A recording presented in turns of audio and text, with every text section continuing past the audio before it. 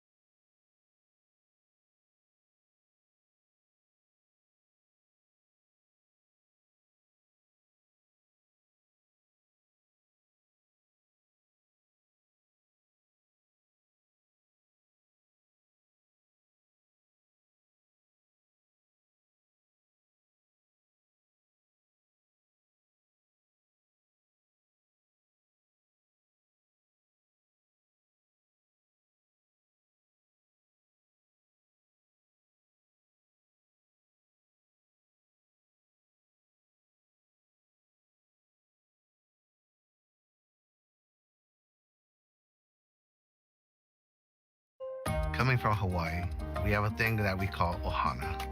Ohana is about family. And in Hawaii, we define family as everyone in your universe. And that's where City National Bank comes in. They truly understand our business. They take an interest to know where we're headed, and they understand the food industry. But they also understand our ohana, and no other bank does that.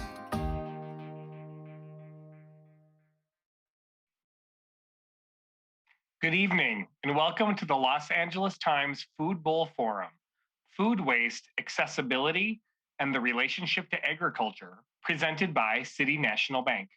I'm your host, Clint Schaff, with the Los Angeles Times.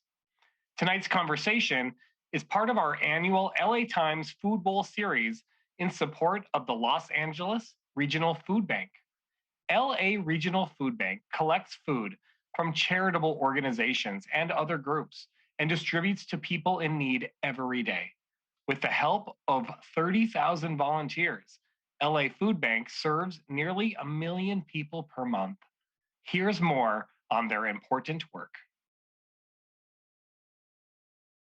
The Los Angeles Regional Food Bank's mission is to mobilize every resource to fight hunger throughout our community.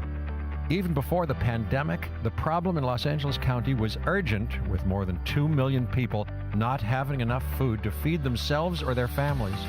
Since the outbreak, the need for food assistance has nearly doubled. We're now seeing people who have never needed help before depending on the Los Angeles Regional Food Bank. Every week, we're providing nutritious food through emergency food distributions so that people throughout our community can prepare well-balanced meals. These drive-through distributions provide large quantities of food to thousands of individuals and families who have been laid off or reduced to part-time work only. At each distribution event, we're helping 1,000 to 7,500 households. Because the food bank collects millions of pounds of food that's been generously donated, and because tens of thousands of volunteers have stepped up, every dollar that is donated is enough to provide enough food for 4 meals. With your caring support, we're not going to rest until the number of people in Los Angeles County who go hungry is 0.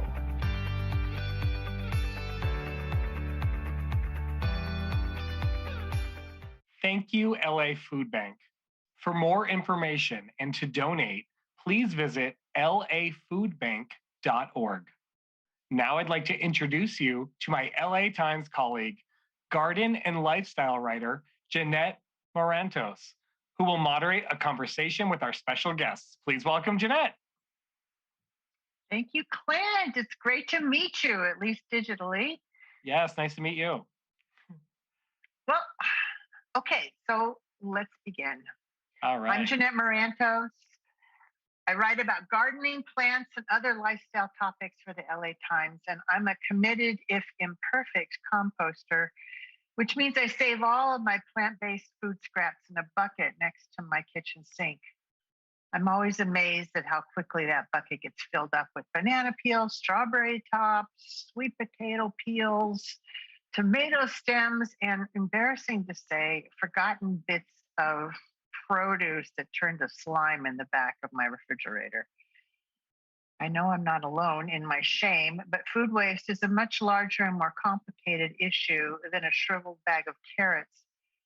That's why we brought in 4 panelists from diverse food-related backgrounds to give us a bigger picture about the issues around food waste, why we should care, and what we as individuals can do to make things better. Our panelists tonight are Karen Ross, Secretary of the California Department of Food and Agriculture, who grew up in a family that's still farming in Nebraska.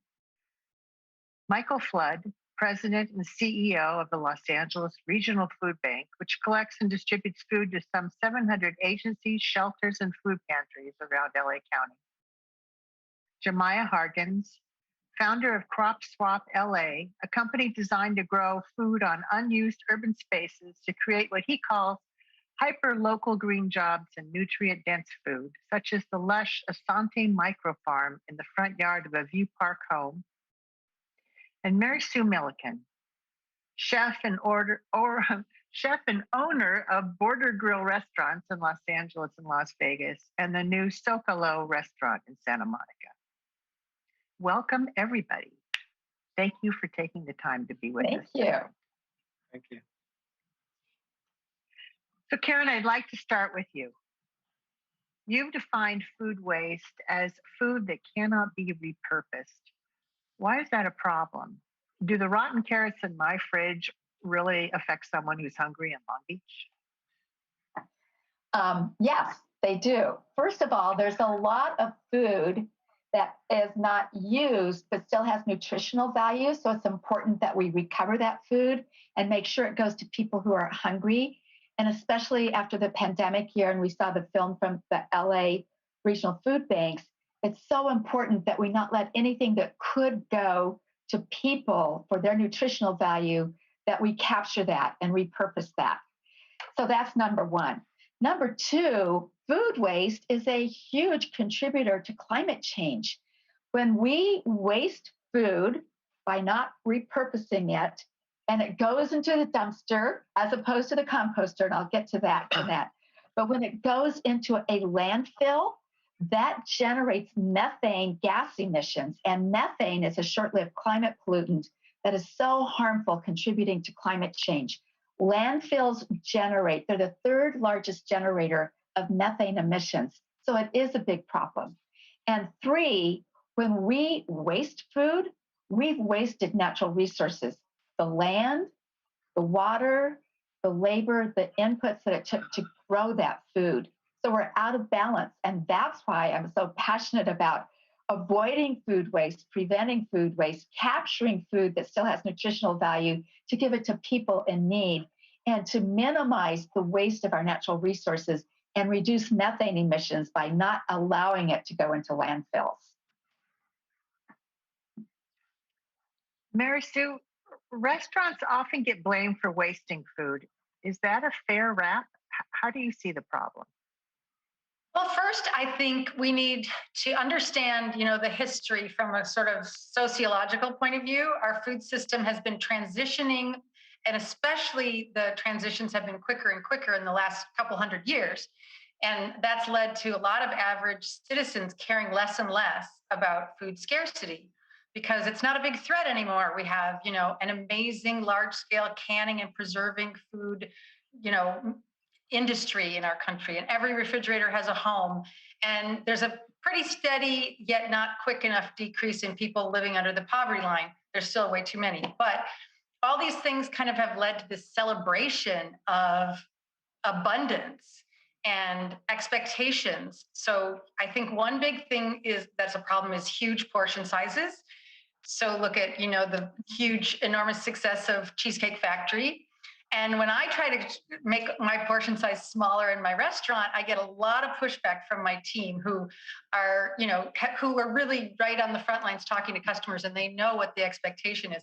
I had this great idea to serve 2 tacos instead of 3 on the lunch plate, and then offer every customer a free taco if they wanted yet another one, but my team just couldn't handle it. So I think there's an expectation there. And, chefs are very passionate about not wasting food because it taps into our creativity and it bolsters the bottom line, theoretically. So if we buy food that doesn't get used, we go out of business. So, on the flip side of that, when we try to use every single part of an animal from nose to tail, or every part of a plant from the roots to the stems to the leaves to the flowers, the seeds, that all takes an incredible amount of labor, and labor is the most expensive thing on your plate. So there is a price resistance of consumers to spend what the true cost of food is. And so there's times when rescuing food out of the waste stream takes more labor than grinding it into, say, pet food, or just letting it rot in the landfill, which creates those horrible greenhouse gases that Karen mentioned. So I think, those are a couple ways that restaurants kind of interact with this food waste. Do you think part of the problem is that we equate quantity? We pay X amount of money for a restaurant dinner, and do we look at the money as buying quantity versus quality? I do think there's that. I think it's just been a long history of over hundreds of years of creating this expectation that we have an abundance of food. It's cheap, which it shouldn't be if the farm bill were managed properly at the federal level. So we're definitely bucking against a very long kind of entrenched system that we have to work at changing. Jamiah, you grow food at Asante Micro Farm, a front yard farm that produces enough vegetables to fill 50 subscription food boxes every week. Wow. Can you briefly explain, just to start out, what a micro farm is and why you're focusing your work in areas known as food deserts? Absolutely. So you're right. We have constructed a water recycling front yard micro farm, which has on-site composting, harvesting, washing, bagging, and sidewalk pickups for our members here in the View Park area. And the idea of a micro farm is very simple. It's that it has everything it needs to produce food.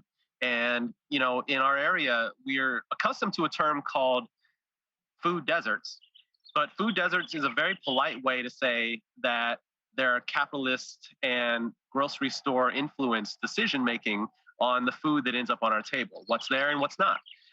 It says that it's a natural occurring thing, but in truth, what we call it now in our team is food apartheid, in the sense that there are decisions outside of our hands. So what a micro farm does is create a hyper local opportunity for neighbors who see the food growing on a front yard to not only use their yards as an income opportunity for the family if they work with us, but also to provide for their neighbors and create an opportunity where you can heroically create a solution to a problem that's deeply entrenched and out of our hands. I believe, the grocery store system is important in some situations, post-war or opportunity places like that. But in truth, in the daily movement, we think about our food is being harvested more recently. I don't know if you know, but if the moment you harvest some food, such as things growing behind me in my backyard, the moment it's harvested, it begins to deplete its nutrient value. In over 24 hours, it may go down as far as 70%.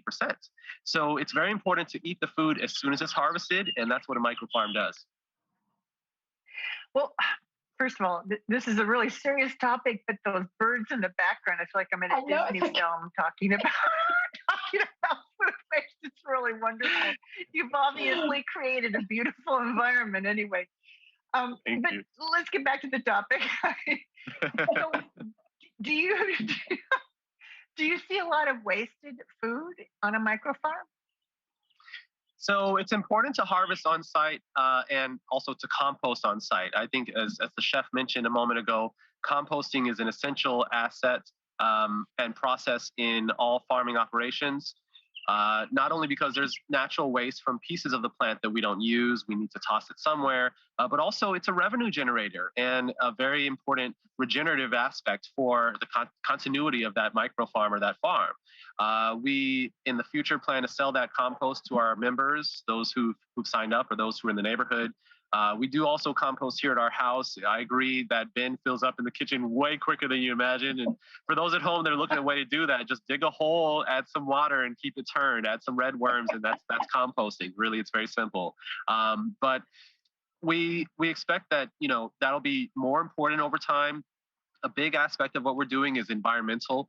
That is both capturing rainwater, recycling the water we use, recycling the soils we use, and using nutrient-dense ingredients to create food that is higher quality than you might be able to find on the shelves.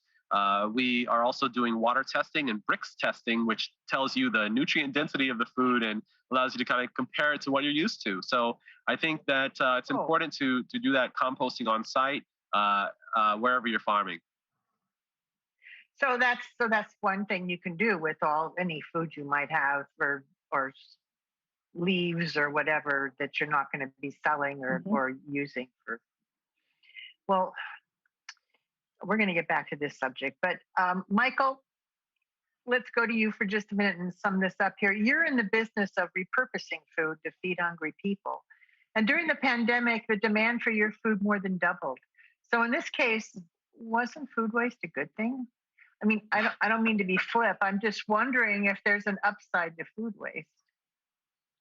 Well, there's an opportunity that food waste presents itself, and food banks got going many years ago. Our food bank back in 1973, because of surplus, nutritious, wholesome food that could get captured and distributed to people and families who need it.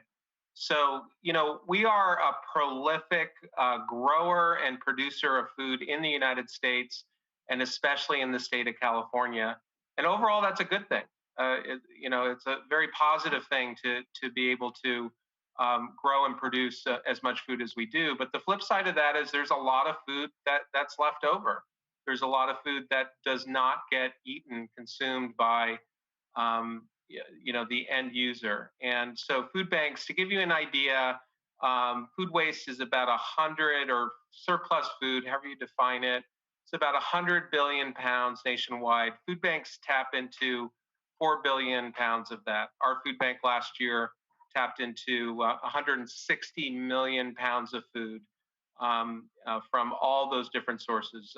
And we've designed programs. We've worked with Secretary Ross on a farm to family program through the years. We've worked with Mary Sue on what could be done with restaurants. We've set up an extra helpings program, and many ways to, again, try to capture the food that is still wholesome and really nutritious. We're really not interested in food that is not nutritious. That's not what families and individuals are asking for, and can get acquired and get to people who need it. So that really is the focus area. I know we'll touch on it later, but one opportunity for all of us is the biggest piece of the pie of food waste is household waste. It's about half of the food that's thrown away in the United States is from all of us buying food, thinking we're going to eat it. And unfortunately, you know what? Best intentions, just like I can't remember, was that a tomato? A shriveled bag of carrots? Oh, carrots. Yeah, sorry, I couldn't remember. So no, that is a huge issue in the United States. And as Mary Sue mentioned, food is relatively inexpensive in our country because we're a huge grower of food.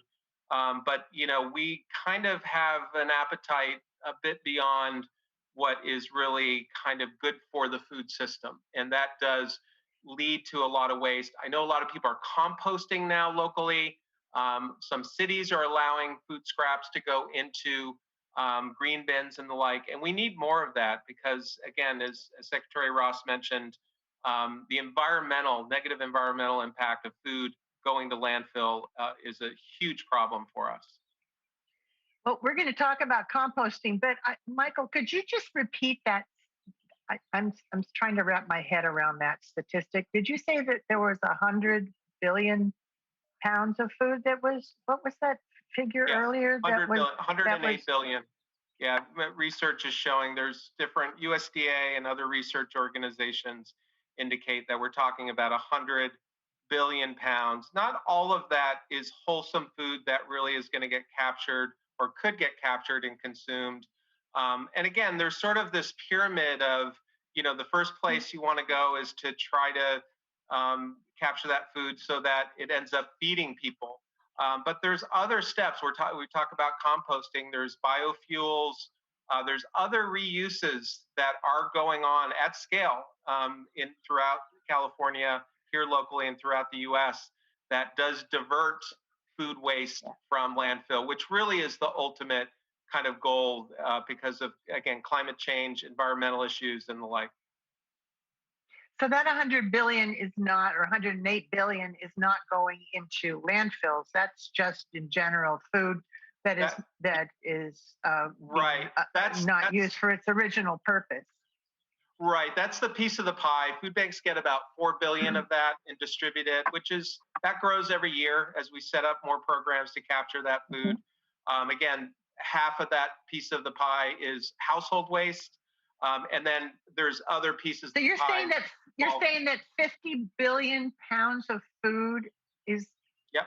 That's a lot of slime in the back of our refrigerator. That's just that I'm really embarrassed. Okay, well, that's sobering. So let's talk about composting. Mary Sue, when we talked earlier, you said one solution to food waste is lobbying our elected officials to make composting a part of our daily lives. Can you elaborate on that? What do you think that would look like?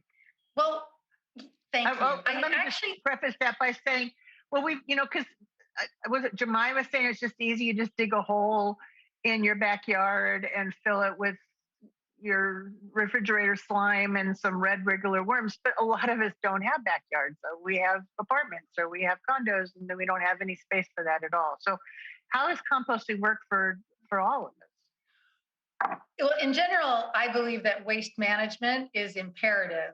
I would love to see LA County and eventually the state of California lead the way with incentives to households and to businesses that decrease the waste and, encourages all of us to be more really diligent about recycling.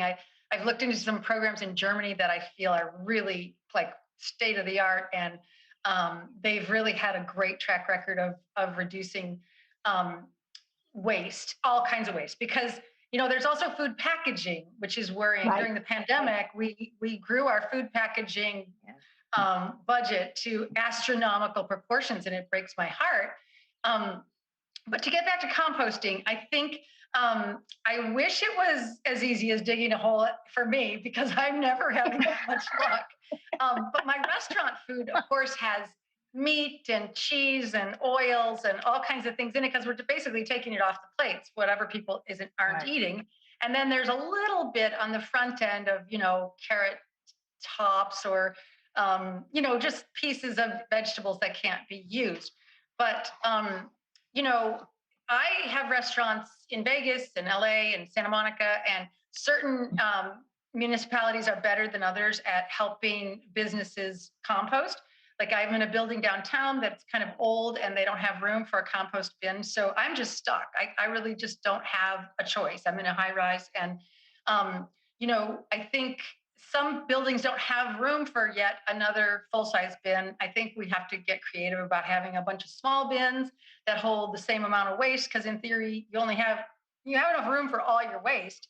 But if we were able to really split it up so that it could be dealt with in a much more proactive way, I think it would be great. And I also think, at home, when you have those banana peels and everything, but you also sometimes have a little bit of leftover food waste. But the main thing is to get all those, pieces and figure out how to get it into a bio-waste program that is harvesting the energy we can get out of it after it has already been proven not to be fit for consumption. So we couldn't pass it on to anybody, after it, at the last gasp is when we have to make sure it does not get into the landfill. Well, so Karen, let's talk about Senate Bill 1383, which was introduced by State Senator Ricardo Lara and approved by the Assembly in 2016. It sets specific targets for reducing emissions of SLCP, short-lived climate pollutants such as methane gas. Specifically, the law says that by January 1st, 2025, we must reduce statewide disposal of organic waste by 75% from 2014 levels. We were also supposed to reduce the disposal of organic waste by 50% by January 1st, 2020, and we got kind of distracted in 2020. So I'm wondering, how do we stand on those targets? And also, most communities have some kind of pickup for lawn clippings and other green waste. So why aren't we seeing more composting programs?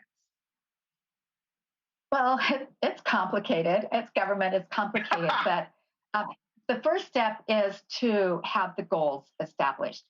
And then it's bringing all the stakeholders together, because not everything is going to go to composting. Some of it is going to go through a very long-standing way of recycling food waste, which is rendering, which can then turn it into other kinds of products. It can turn it into, there are new products now for organic liquid fertilizer as a replacement for synthetic fertilizer. And Michael mentioned it earlier for biofuels. So actually there's quite a bit of competition for that.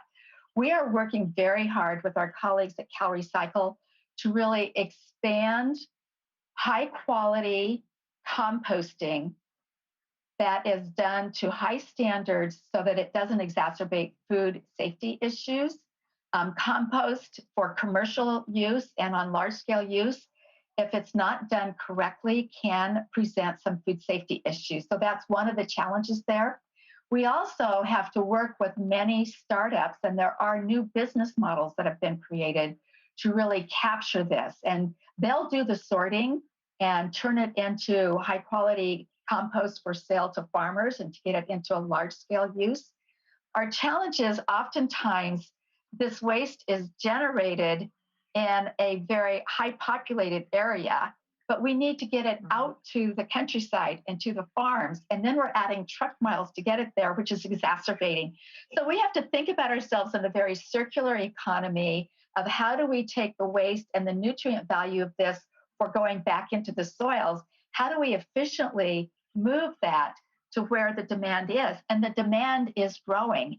And in fact, we've been working for the last year and a half with our colleagues at the Water Board and the Air Board to make sure we can do more on-farm composting for your own use on the farm, not for commercial sale, and be able to do it without creating unintended consequences with air quality issues or some sort of leaching into groundwater. So composting is highly regulated for all the right reasons, but some of it is just moving it from where it's being generated to getting it efficiently to where we could use it on even more farms.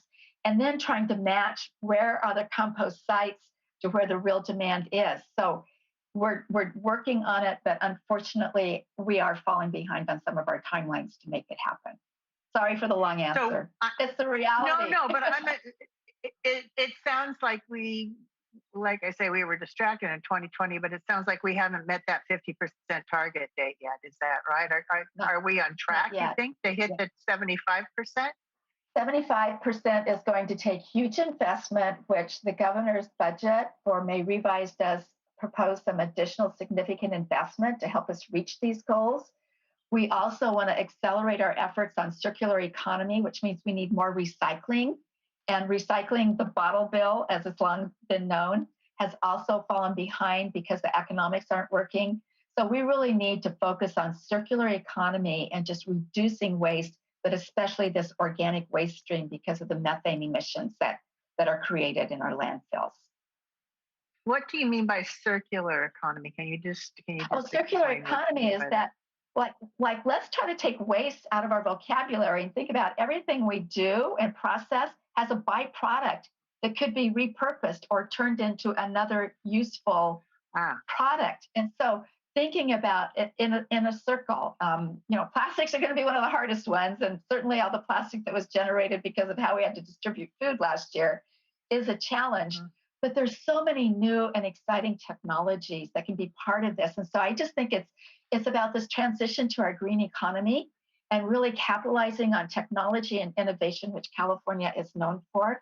And I think we can create new business models around really thinking about our waste streams differently and thinking about how do we capture alternative value streams from that and repurposing it. Okay. Well, I'm a dreamer. I feel like we could talk about that all night long. But so let's move on to something else that I wonder what kind of an impact this has on our food waste, which is sell by, use by dates. This is a mystery to me.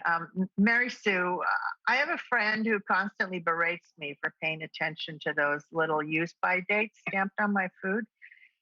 She insists they're meaningless. I know food, I don't really agree with her. I've bought some stuff that accidentally where I didn't notice the food date and it was not good.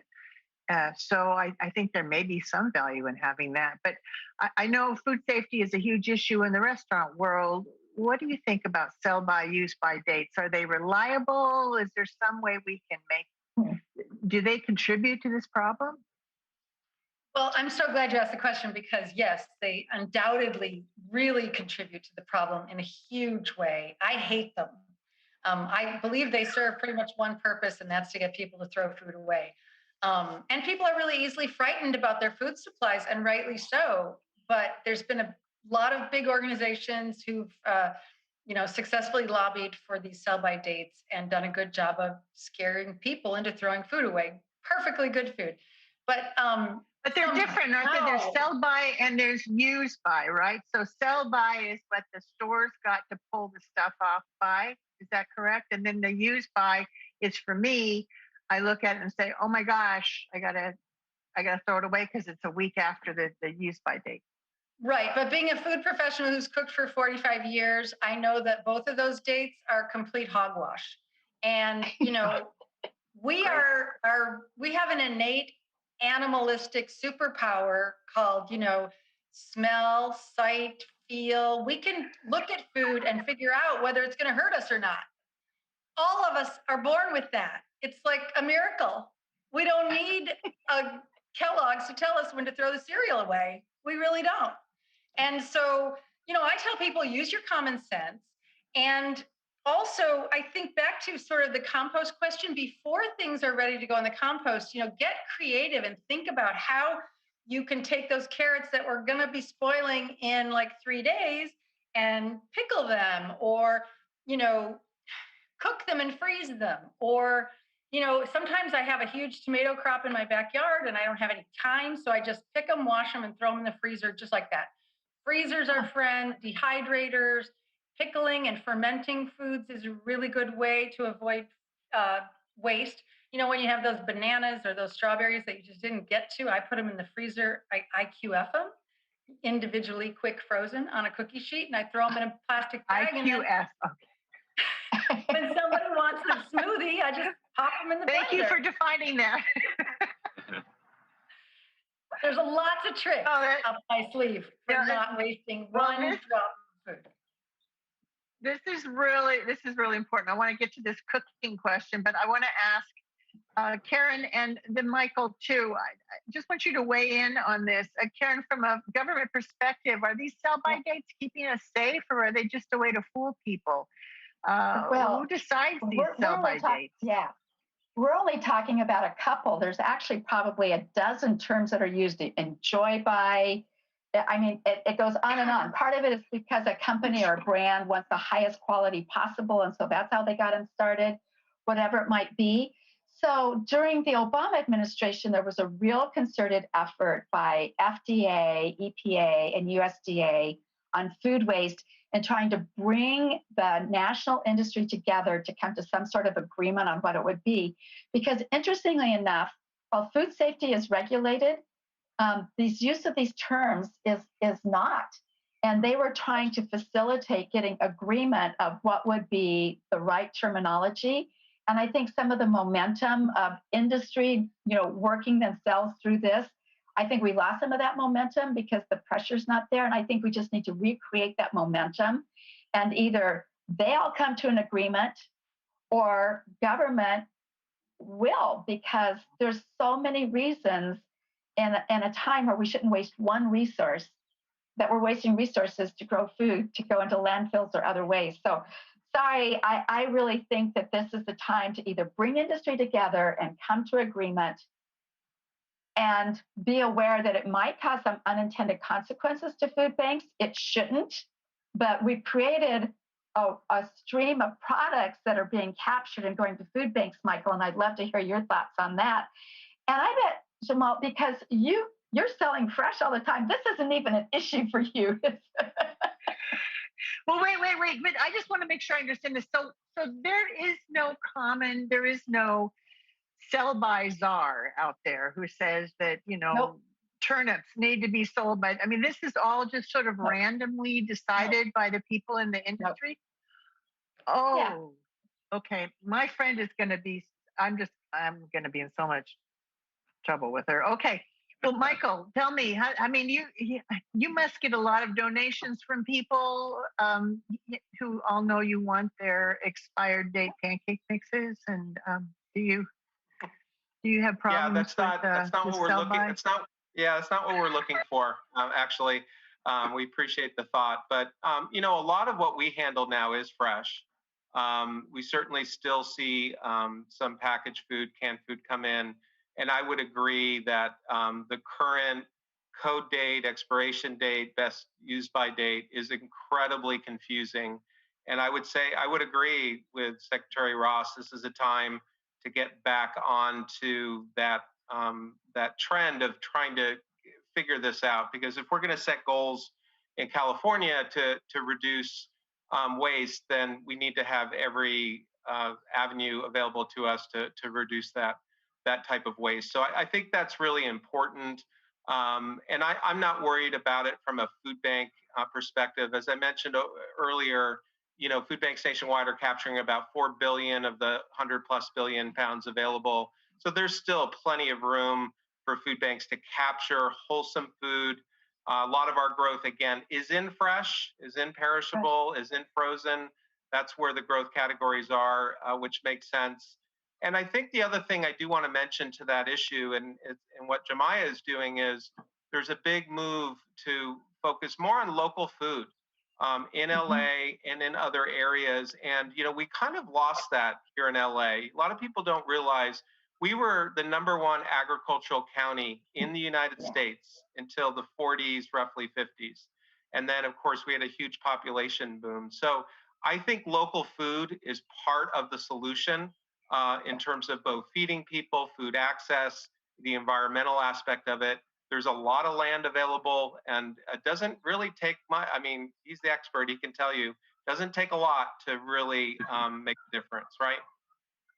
Right, Michael. In fact, I think if we grew our own food in a more efficient way, hyper-locally, we would have a lot less food waste as well. A lot of us are aware that our government subsidizes farm production in a way that creates over-tilling and therefore hyper-depletion of that farmland. When the farmland becomes depleted, the food that's produced from it is less desirable to those of us out here.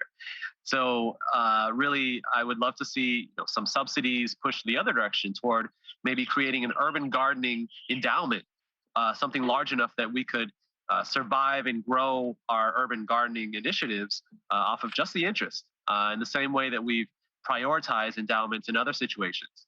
I think it's an important aspect, and that when we grow the food this way, it's tasty, it's delicious. Just behind me are amazing corn and tomatoes and all kinds of amazing things that my daughter, my family, and I pop out and enjoy for breakfast, lunch, and dinner. And really, it's about having something that's growing naturally available. It is possible for folks who are in smaller living quarters as well, whether you're growing on a wall or a balcony or something like an apartment building where we grow on the rooftop and hire someone inside the building in order to keep it running. It's all possible. And that waste is immediately placed right back into the cycle. Whether composting becomes something that's compulsory, meaning like San Francisco, it's required, just like required recycling is, and you're taxed if you don't do it. Or whether or not, folks who can't do it themselves off-source it to organizations like LA Compost or their composting hubs around LA. There are ways to make it happen. We just have to reprioritize our finances and find opportunities where it's already working. I'm glad you brought up LA Compost. And Jamiah, I'm going to stay with you for a minute because when we talked before the show, you mentioned that half the people who get your subscription food boxes say they're getting too much produce. So I know you're not just giving them armloads of food. So how do you decide the right amount for your boxes? And what is the real issue, do you think? Do we need more recipes? I mean, what's going on with that? It's partly culture and practice. We're not used to having so much salad available. My members, we've done surveys of our 50 members. Half of them say they're getting too much. Half of them say they're getting too little. I think part of it is adaptation. Get those people together. Exactly. And that's what happens. The nature of Crop Swap L.A. is the idea that you share with your neighbors. A lot of folks have done that with the extras that they have.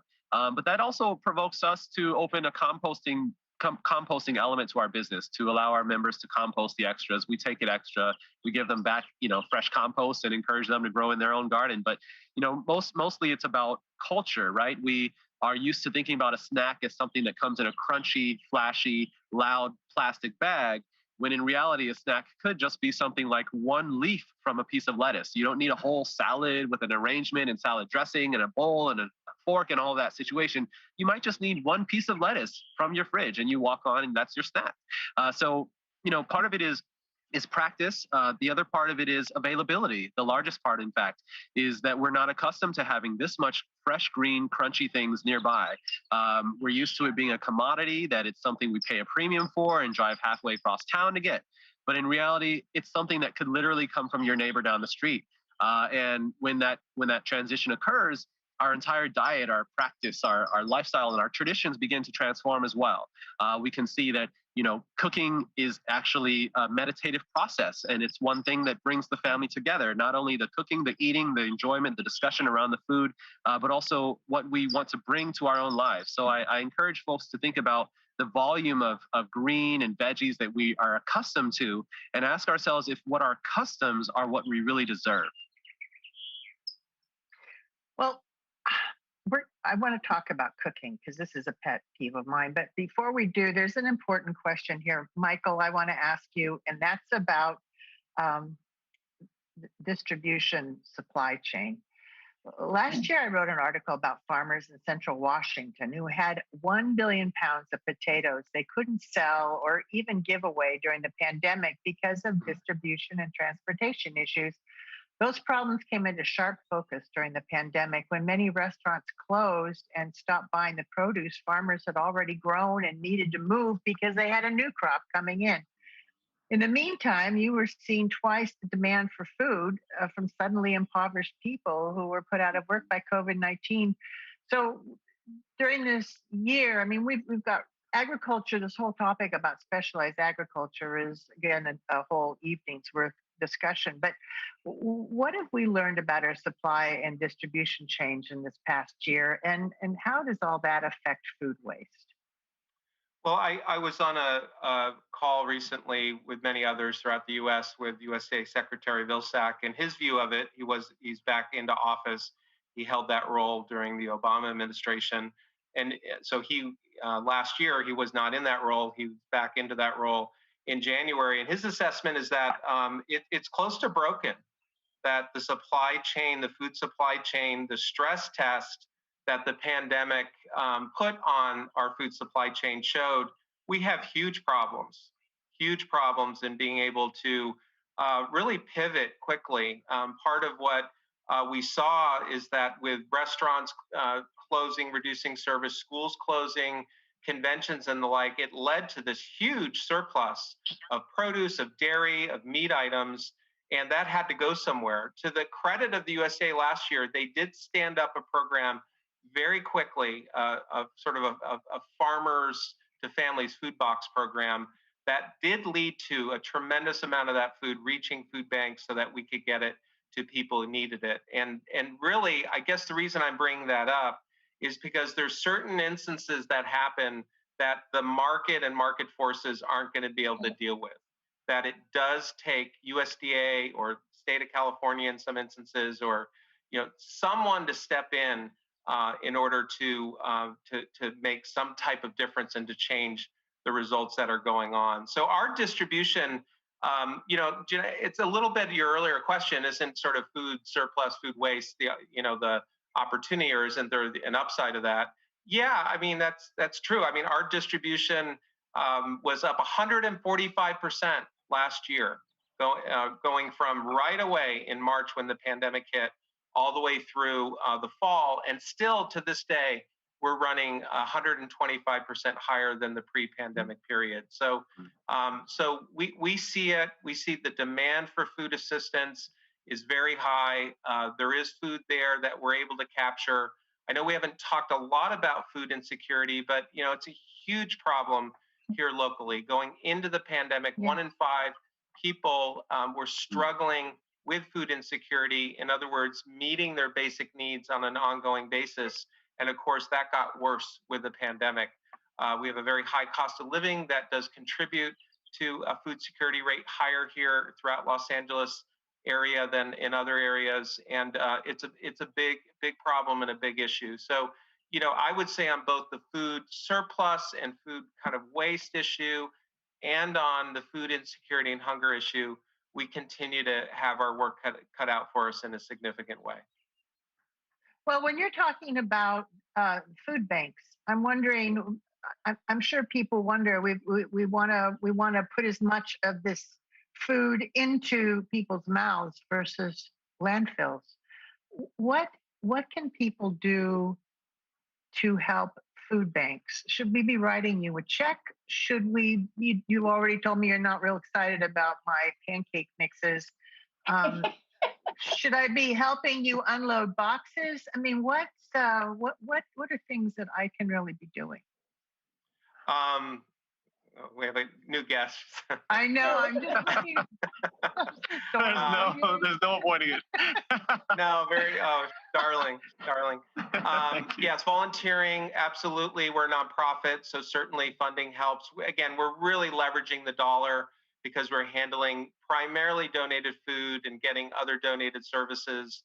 So for every dollar, we're able to get the equivalent of 4 meals out to the community. So there's great leveraging in that regard. I think, for those that are listening to this evening's conversation, policy is a big part of it.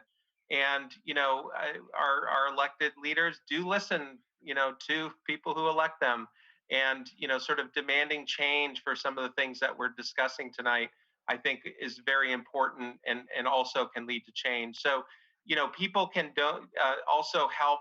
We have a network of 700 organizations, food pantries, and other organizations that we provide food to. They can use that support also. They do great, heroic work in their local neighborhood. So, this is an issue that everyone can do something about to help. So the volunteering is you've just got things like boxes that need to be moved from trucks or packed with food or whatever. Dollars help, but being able to get people to help you do that, I think, would be useful as well. And can I go ahead, Karen, please? I just wanted to add that writing a check to food banks is a really important thing to do, because there's food that's donated, but there's also food that's in the marketplace because of Mother Nature is not the most predictable person sometimes on yields. And so I have friends who are produce brokers who didn't know anything about food banks, and they were able to keep their entire staff employed by participating in the USDA program last year. They have created a nonprofit to continue to source at very good prices because they know the marketplace so well, to be able to supply food banks. And they think of food banks as a third channel of distribution to prevent waste and to help meet the food security needs of people. And when we think about what we offer in food banks, if we want to set lifelong habits of healthy eating, this fresh produce, this variety of proteins become very important to meeting nutritional needs and setting lifelong healthy choices of how we eat to avoid chronic diseases. I just think it's a hugely important topic, and I want people to know that there's many things they can do to help with their contributions as well. Sorry, Michael, I just had to put that in. No, but I'm gonna keep going on that subject as well too. Just one thing, and you won't tell me if I'm wrong about this. It seems to me that part of the problem with food turning to slime in our refrigerators is that we buy this beautiful produce and then we don't know how to cook it. And I say we. I wonder how important, and maybe this is just me being on a soapbox, but how important is it? How much of a difference do you think it would make if people knew how to cook? Mary Sue, I'll start with you. You're in the restaurant business. Obviously, you benefit from people not cooking, but I've also written 5 cookbooks, and I've taught cooking on television, and I love inspiring people to cook. So I would say that it is huge. Having the ability to handle food from the time you purchase it and how you store it to how you use it or preserve it if it can't be used because you're too busy. That is all like paramount, that we teach people how to do that. And I think during the pandemic, actually, one silver lining was a lot of people had time, and then they had time to figure out how to cook because they didn't really know thing one about how to feed themselves in some ways. But I think what we have to really also consider is time, because time is money. And I think the people that Michael serves, I'm embarrassed to say many of my employees work 2 jobs. They don't have time, and they do care about quality, and they do care about food, and they know the difference. But time is what it takes to process food, to grow it in your backyard, to harvest it and store it, and especially vegetables, which is of course the thing that we want them to eat more of, because it creates a healthier body and it creates a healthier planet. And you can get your sort of nutritional high from proteins really fast and easy, but to get it from vegetables takes more time. So I do feel that there's the bottom line is, labor is costly, and workers, in the food industry from the farm all the way to the fork are not paid what they deserve, and they don't have benefits that they deserve. And, I think in order to service people who care about quality in their food, we have to figure out a way to, make it as good, to not buy the commodity meat and cheeses that are processed. And, a lot of food waste happens at those plants. And a lot of that food gets put into the pet food chain because it's just too costly to pay for labor to actually break down the animals and use all those different bits. So that that needs to cost the same as buying from a family farm that's, local in LA County. Well, Michael, and we're gonna be wrapping up here in just a minute because we just have a couple minutes left. But Michael, I just want to ask you, for hungry people, how big an issue is it that they don't have the food or the equipment? I mean, they don't have the time, or maybe they don't have the skill to cook. Is that an issue? Is just being able to cook, or knowing how to cook the food that you give them, a bag of rice or a bag of beans or whatever? I think the surveys we do it's more on the vegetables, as Mary Sue is kind of highlighting. I mean, a piece of fruit, people know generally what to do with a piece of fruit. That's more straightforward. We do have, unfortunately, a very high unhoused population in Los Angeles. So again, another part of this that makes it more complicated, perhaps, than in other areas. But it is an issue. I think the overall overarching issue too of nutrition education, and in terms of just things that are not nutritious and really can do you harm from a food standpoint.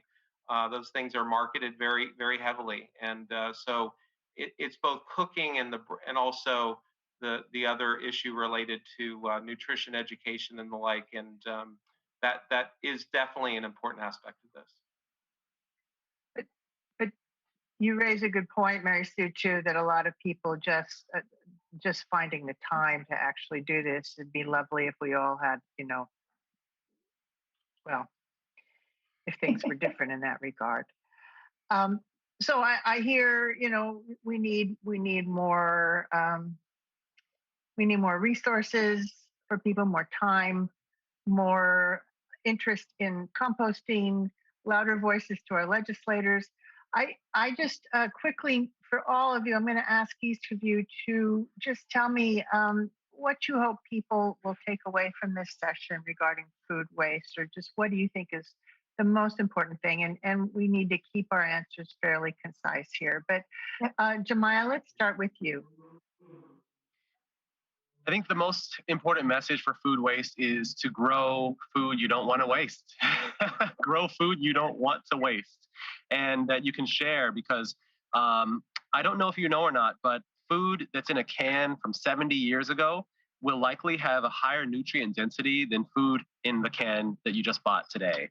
And that's because back then it was grown in nutrient-dense fields and had better inputs. And so we just have to make a concerted effort to create what we want, and then make a financial commitment, both as a society, as institutions, as individuals, as a family, and put our money where our mouths are.